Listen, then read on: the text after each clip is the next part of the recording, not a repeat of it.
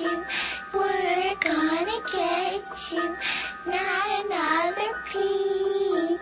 Time to go to sleep.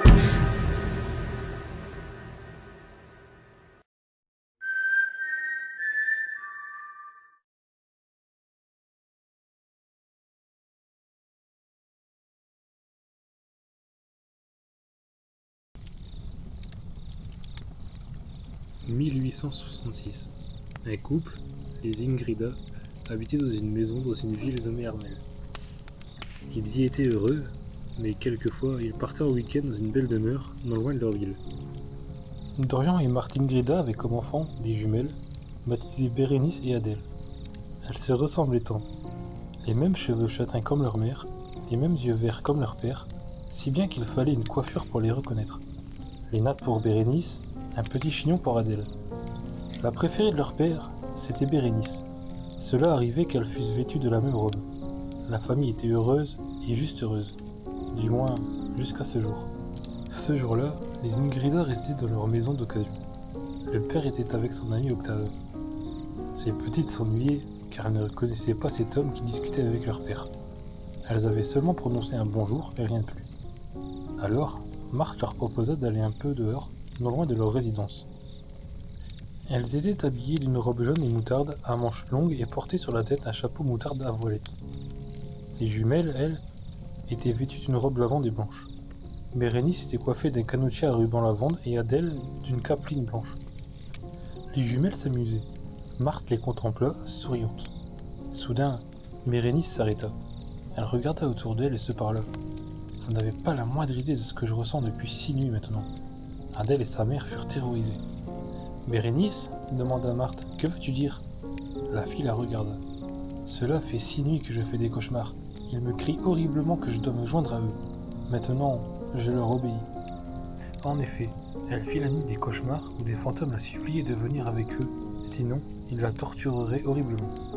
De plus, ils lui ordonnaient de tuer quelques proches et de se suicider. Elle avait beau essayer de les oublier, ces êtres malsains revenaient toutes les nuits. Au bout de 6 nuits, elle n'en peut plus. Bérénice décida d'y mettre un terme. Elle marcha lentement vers sa mère et tente de l'étrangler. Elle en fit de même avec sa sœur. Ensuite, Bérénice s'avança droit vers le milieu du jardin. Elle chuchota « Je suis là, je suis avec vous » et elle se suicida en s'étouffant. Elle tomba. Adèle et sa mère en étaient terrifiées. Si le père apprenait que sa fille était décédée, il en serait terriblement déprimé. Alors, Marthe détacha la capeline de la tête d'Adèle et l'attacha dans celle de Bérénice et en fit de même avec la coiffure. Elles rentrèrent et mentirent à Dorian que Bérénice avait disparu et qu'il ne l'avait pas retrouvée. Il y crut, son ami de même. Et bientôt, il découvrit le secret de son épouse et de sa fille. Il dormait paisiblement, à présent dans la maison de ville depuis cet événement, mais inquiété par la mort d'Adèle. Il avait même déjà découvert le corps de ce qui était en réalité Bérénice et l'avait déclaré à sa famille. Mais il avait cru au décès d'Adèle et non à celui de sa préférée. Il entendit un bruit sourd. Il trembla. Il leva les yeux et aperçut, dans le coin, le spectre d'une de ses filles. Des nattes, un canotier. « Je suis à vous, je suis ici, me voici. » Elle était face à la porte et parla pendant un bref moment. Tout d'un coup, elle se retourna vers son père et lui dit, les yeux austères mais pénétrants. « Je suis Bérénice, je suis chez les démons de mes cauchemars et je suis morte depuis 6 jours. » Son cœur se serra, il en eut la boule à la gorge. Il fut horrifié. Sa fille favorite était morte. Il raconta l'événement aux autres membres de la famille.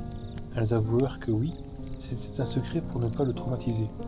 Et à leur tour, elles racontaient le récit de ce qui s'était passé il y avait 10 jours. Dorian y comprit et organisa un deuil pour leur fille. Une fois achevé, il supplia en silence. « Bérénice, qui t'avait obligé à faire une telle chose ?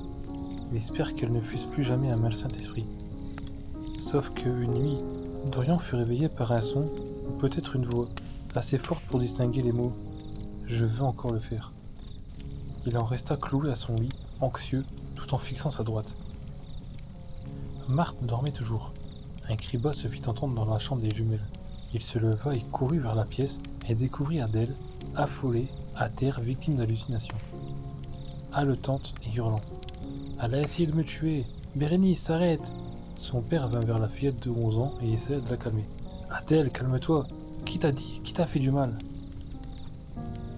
Bérénice, répondit Adèle. Elle est venue dans ma chambre, elle m'a dit des choses horribles. Et elle a tenté de m'étouffer. Papa, je n'ai pas voulu te mentir. Je sais, éprouva Dorian. Je sais que tu n'as pas voulu rendre triste ton père. Le monde est fait de sang et de larmes. La mort sera ton ami. C'est ma sœur qui me les a dit. Je vous hanterai encore et vous mourrez tous. Bérénice t'a vraiment dit cela? Absolument, papa, et elle a voulu me tuer. Il se tut, puisque lui aussi avait perçu le murmure de façon inaudible, dont il n'avait saisi aucune des propositions. Après, il rassura Adèle. Maintenant c'est fini, il est temps d'aller se recoucher. Adèle se glissa dans son lit et essaya de se rendormir. Mais les paroles de sa sœur jumelle et ses tentatives de meurtre la traumatisaient. Son cœur battait. Elle était troublée. Elle n'était pas du tout convaincue de cette promesse. La phrase « Je vous hanterai encore et vous mourrez tous » la terrifiait plus encore. Elle réussit néanmoins à fermer les paupières et à s'endormir.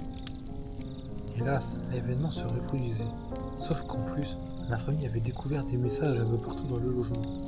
Venez jouer à vous pendre. Adèle ne mérite pas de continuer à vivre. Des dessins tout aussi morbides comme un sourire sadique ou un œil bleu injecté de sang. Les Ingrida décidèrent donc de déménager de la résidence urbaine et de déclarer ce site hanté et dangereux. Ils accrochèrent même un panneau sur la porte pour avertir toute personne qui y passe. Ils vivaient à présent dans la demeure où ils avaient habité le jour du suicide de Bérénice. Tout le monde était enfin soulagé, éloigné de cette maison maudite. Un soir, 6 jours après, la poignée de la porte de la chambre des parents s'agita. Le père ne dormait guère. Il avait déjà entendu des voix, sans doute dans sa tête. Soudain, le mouvement s'arrêta. Il comprit juste un peu. Il était stressé, oui. Il avait la sensation d'être observé. Ce sentiment mystérieux lui enserra la poitrine. Il tourna lentement sa tête à droite. Bérénice, les yeux rouges, se tenait ici au bord du lit, debout.